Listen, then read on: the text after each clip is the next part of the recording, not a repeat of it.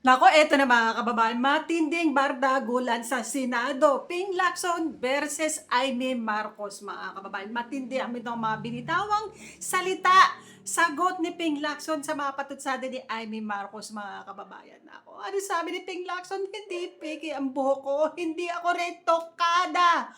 At hindi rin wig ang buhok ko at hindi rin ako bakla tulad ng ibang senador. Diyos ko po, Rodi! Ayan, bago ang lahat mo na mga kababayan, isang magandang umaga at magandang tanghali at magandang gabi na rin po sa inyong lahat. Naku po, mga kababayan, kamusta po kayo? Kung saan man tayo sulok ng mundo, kung saan man tayo lupalop ng daigdig. Ayan, nagkakagulo na nga mga kababayan, mapasinado, mapakongreso. Ang gulo-gulo. Ang gulo na ng Pilipinas, hindi na nagkakaintindihan ang mga namumuno sa Pilipinas, mga kababayan. Ito na, Ping Lacson versus Aimee Marcos na ang labanan. Sa patot sa dahangang kung sino ang bakla. Kasi sabi nga ni Aimee, bakla daw si Ping Lacson. Sabi naman ni Ping Lacson, hindi ako bakla. Hindi ako katulad ng ibang senador. Sino kaya yon, mga kababayan? Yung ibang senador na baklosis dyan sa Senado. At hindi rin ako wig. At hindi rin ako tokada, bla bla bla. Ayun na mga kababayan, Diyos ko po, ano na nangyayari sa mundong ibabaw. Kung hindi baha, kung hindi lindol, kung hindi bagyo, eto na.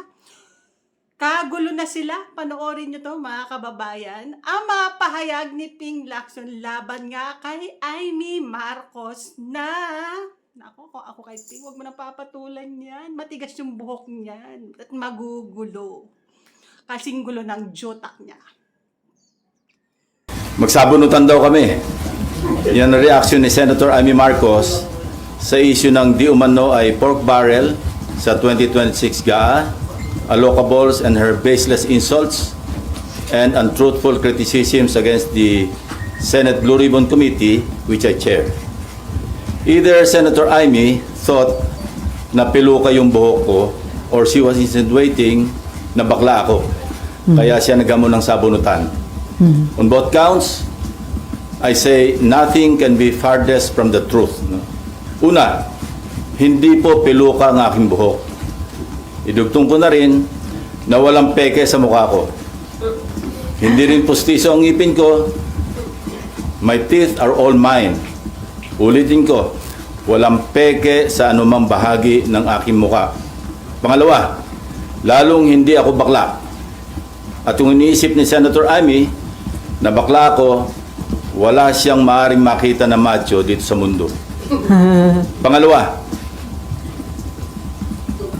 or anyway, please don't get me wrong, I have nothing against homosexuals. It is their choice and I respect them for that. But as far as I'm concerned, kahit hindi ako kagwapuhan, para sa akin, masarap pa rin na maging tunay na lalaki. At tulad ni Tito Soto at Gringo Hunasan, macho din po ako.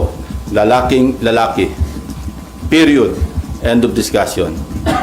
On Monday, January 19, we will resume the Blue Ribbon Committee hearings to further clarify some issues surrounding the flood control anomalies. Hence, we'd like to know more about the so-called Cabral files. Not necessarily from Congressman Leandro Leviste, although he is most welcome to attend and participate in the hearing. In fact, we're also sending an invitation to the Speaker of the House of Representatives.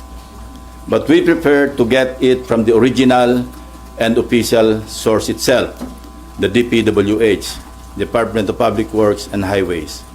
In this regard, we are issuing a subpoena duces tecum to Secretary Vince Dizon with the end in view of consolidating all the files, including but not limited to what the late Undersecretary Cabral left before she died, and which are confirmed to be in the possession of the department and which the Blue Ribbon Committee needs to further enhance our inquiry and investigation. Nag-usap na kami ni Secretary Vince tungkol dito last Monday at kung ano-ano mga files at dokumento ang kailangan namin. In relation to this, I received reliable information that former DPWH Secretary Manuel Bonoan deliberately submitted to Malacanang incorrect grid coordinates of thousands of flood control projects all over the country which form part of the Sumbong sa Pangulo website. This resulted in grossly inaccurate data involving some 421 ghost projects on previously inspected flood control projects earlier reported to the public by the said department, and which they are now trying to rectify by comparing the records in their multi-year planning and scheduling, or MIPS, MYPS, project and contract management application, or PCMA, and other related documents that remain intact and in the possession of the department. Second, we would like to clarify persistent reports that former Speaker Martin Romualdez had purchased a house and lot in a plush subdivision in Makati City using the Discayas as front in the said sale.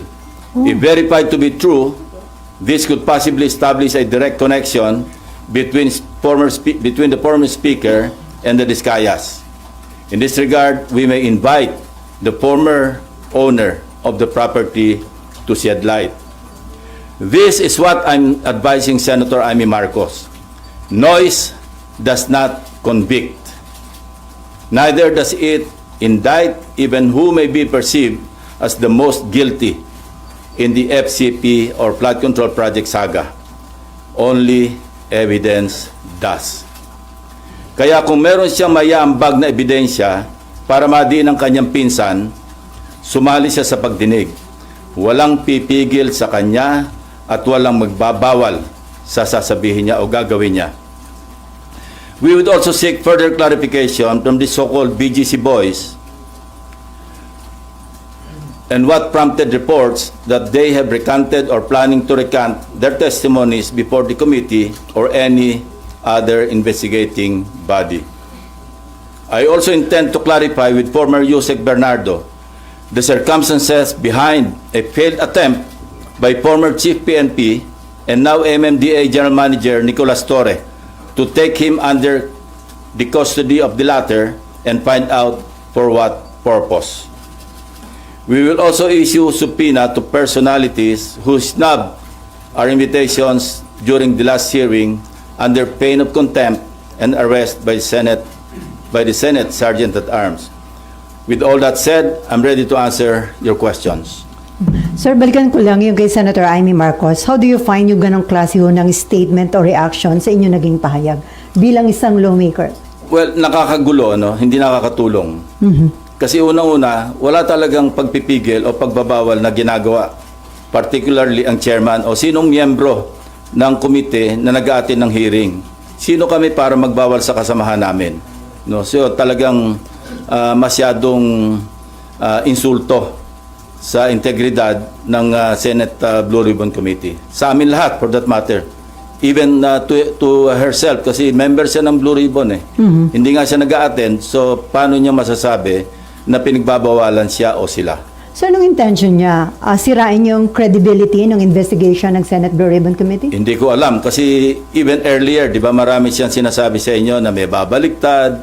Hindi ko alam kung bakit ginugulo niya. No? I think you better ask herself or her.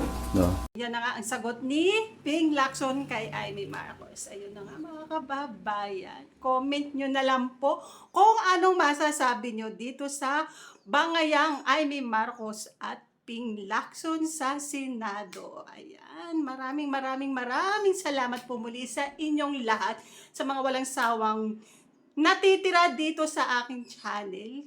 Yan. Sa mga hindi pa po nakaka-subscribe, please subscribe nyo naman po ang aking channel. Siyempre, like and comment and subscribe po. God bless po sa inyong lahat. Wala pong bayad yan, pipindutin nyo lang. Ayan. God bless po sa inyong lahat, mga kababayan. Ingat po.